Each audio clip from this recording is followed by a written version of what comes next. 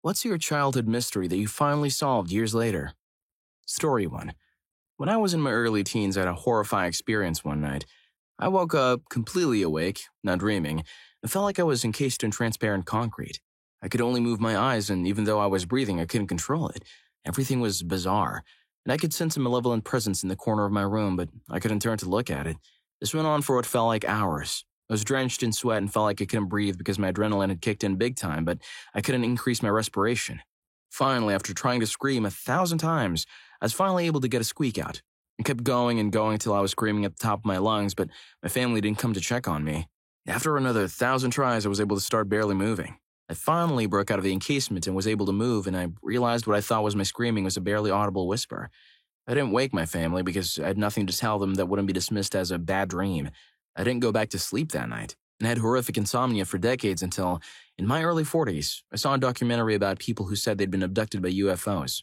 It was a dry, fact-based documentary, and they had experts explaining that many of these abductees are actually experiencing something called sleep paralysis. My jaw hung open. I called my wife in as I told her about my supernatural experience as we listened as these scientists described my experience exactly.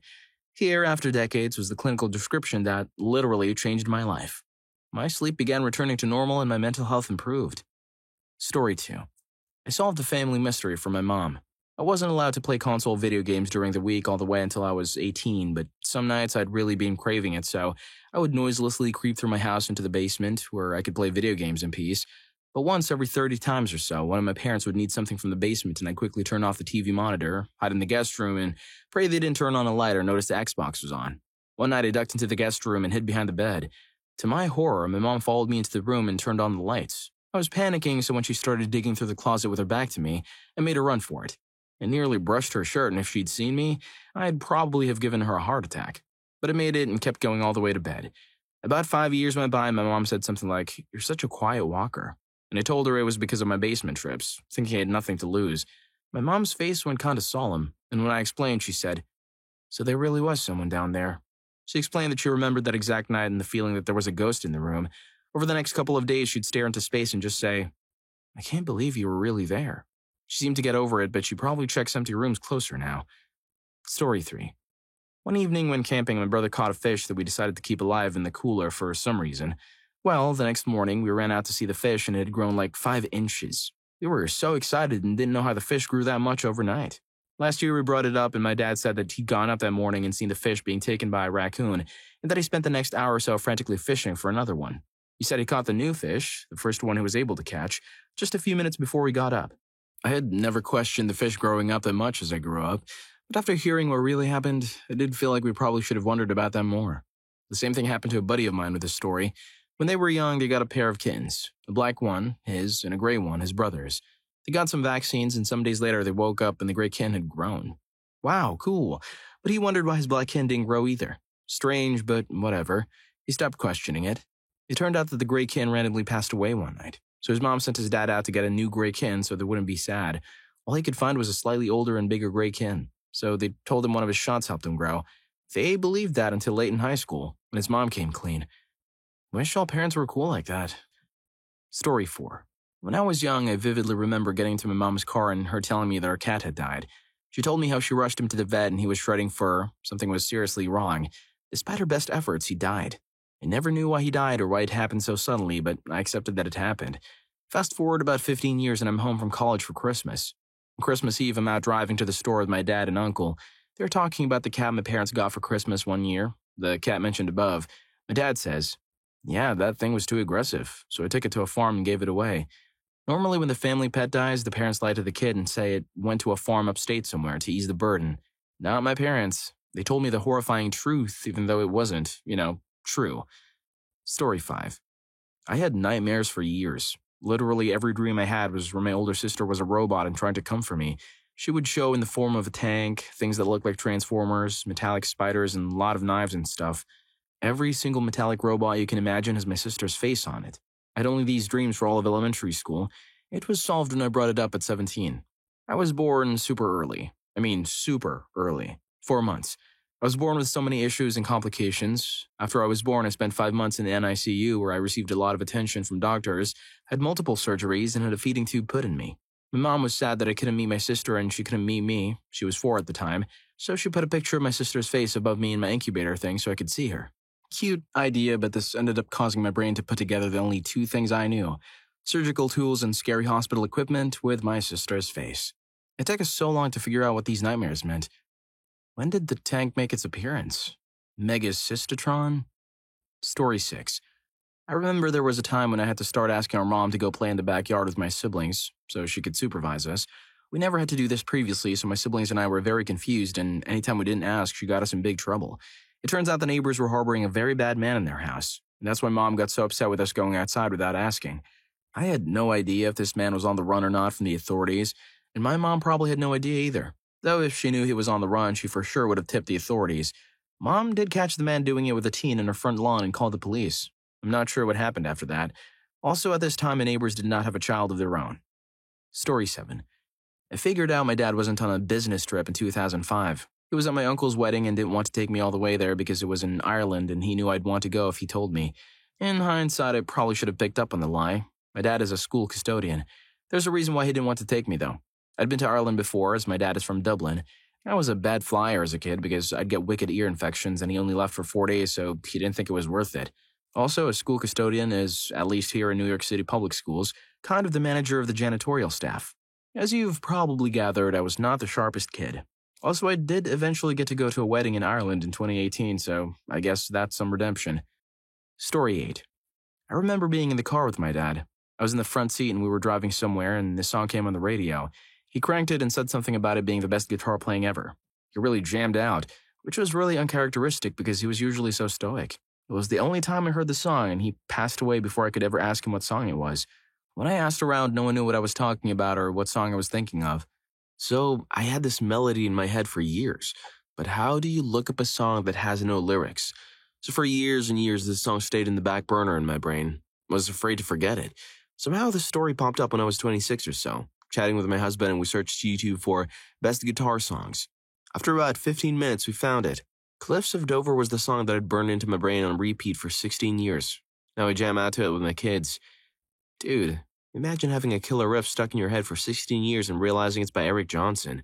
Talk about a great live soundtrack. If you've gone this far, don't forget to give this video a thumbs up and subscribe for more authentic narratives. Story 9.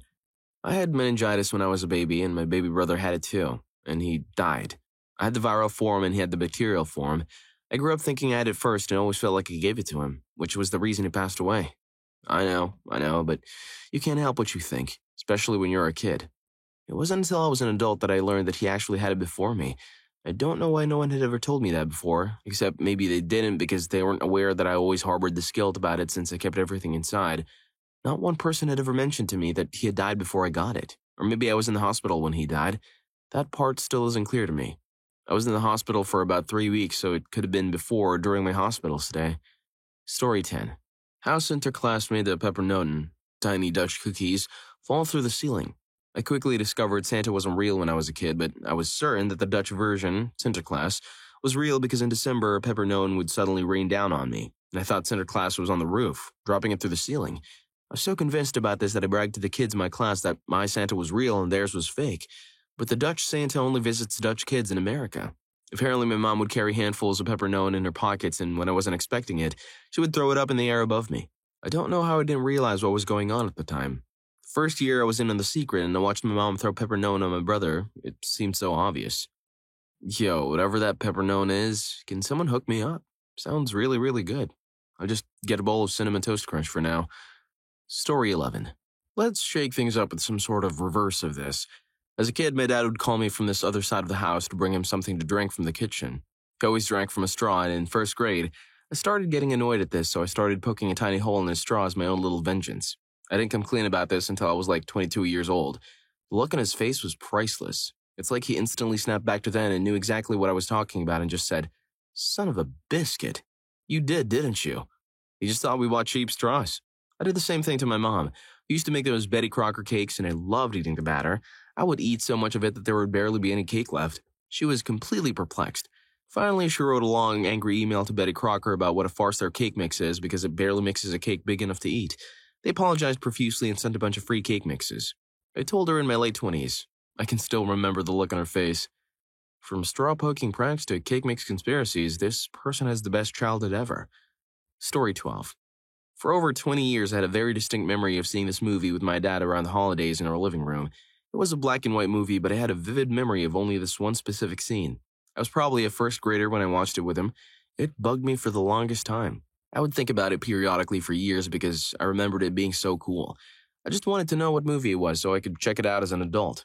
Then one day, I can't even remember where, but someone online somewhere described this movie and mentioned the name, and it sounded really similar to the one I remembered. I looked it up on YouTube, and it turns out the movie was Babes in Toyland or March of the Wooden Soldiers. The scene I remembered so vividly was all of the soldiers marching out of the toy shop. Figuring this out was literally one of the most satisfying things I've ever felt in my life. Story 13. My dad used to occasionally burst out with this one line of a song, said Barnacle Bill the Sailor. Only ever that line. When I was young, I asked him why, and he said it was an old drinking song that was absolutely filthy and I was too young to hear the rest of it. This continued once or twice a year until I was 18. I told him I was an adult now and he could tell me the rest of the song. I distinctly remember him looking up from the newspaper, sighing and folding it, then going, "The truth is, I can never remember the rest of the song." And then he went right back to reading the newspaper. This made me Google the lyrics, and yes, his father's not wrong about it being filthy. Story 14. We grew up poor, but my friends were all having these crazy birthday parties with petting zoos, bounce houses, clowns, etc. So my very resourceful mother decided I would have a sleepover for my 11th birthday. It was great. We were going to make ice cream cones. So we got all the stuff out with my mom, and she opened up the boxes of cones, and they were all smashed up. She said that we weren't having regular ice cream, we were having Magic Castle sundaes. Because the broken ice cream cones resembled the sections of a castle, we all thought this was great and we had them. When my friends went home, they asked their parents to make Magic Castle sundaes. 2 days ago, I found out that my mother was getting the past sell-by foods behind the grocery store. They were not expired, just past sell-by dates. She had no idea that the cones were brown until she opened them with us. She thought of the Magic Castle idea quickly and we all loved it. It just goes to show how gullible kids are.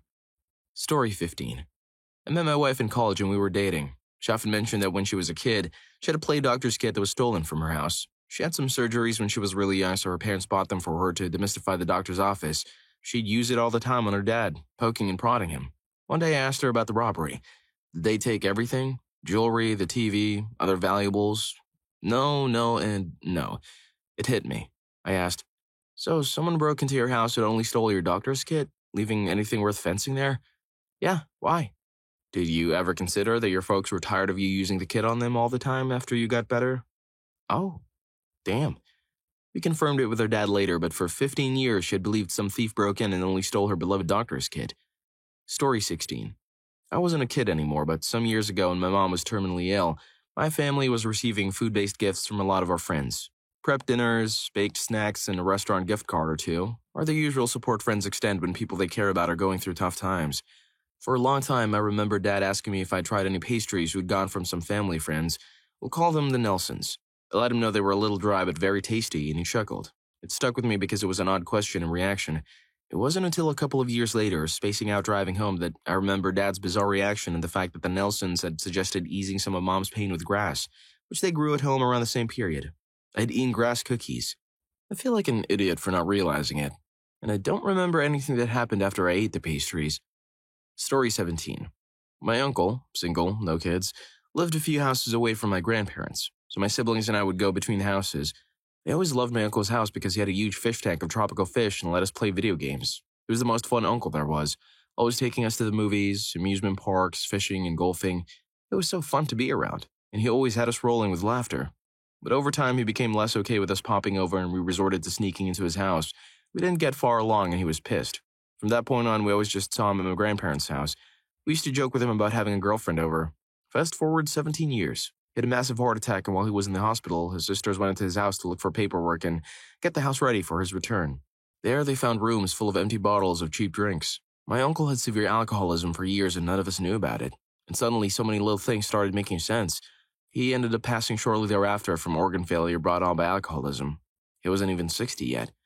Story 18. When I was younger, my family had a pet turtle. One day, the turtle went missing, and my parents told me it climbed the wall in our backyard and went to the creek behind our house. I, being a naive toddler child, did not question this logic. Fast forward to when I was 17 and driving with my mom in the car. We saw a tortoise crossing the street, and I was suddenly thrown back to my memory of us having a pet turtle. I pulled over to save the tortoise and was all, "Oh my God, Mom, turtles can't climb walls. What happened to our turtle?" I came to find out it had burrowed a hole in our lawn and my dad didn't notice it until after he ran it over with a lawnmower. It was easier to pick up the pieces and tell your kid it climbed the wall than to admit you took it out with a lawnmower. I just remember the episode when Timmy Turner's pet went to summer camp. Story 19. I'm not sure if this is considered a mystery or not. My mother, who passed away in 2009, used to make a meatloaf every single year on Groundhog Day. Every single year. Every single year she would tell us it was a groundhog, and I always thought it just tasted like ground beef, but I was a kid. I'm 33 now.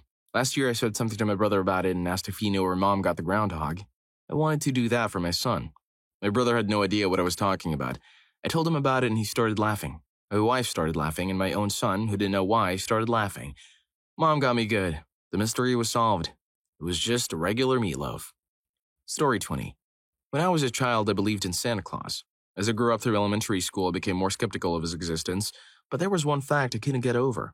One fact that kept me believing longer than any kid should. How does every single adult have their story straight? Every grown-up could name the reindeer, tell you where Santa lived, how he got around, what he wore, how his toys were made, what you get for being naughty, etc. How could it possibly be a lie when everyone knows all these exact details? It would have to be a cover-up on a massive scale, possibly organized through secret meetings held by the government that only adults could attend. I toiled for years, wondering exactly how they could coordinate such an elaborate lie. It finally broke when one year I asked Santa for coal and instead got charcoal, suspiciously the same kind my parents kept in the garage.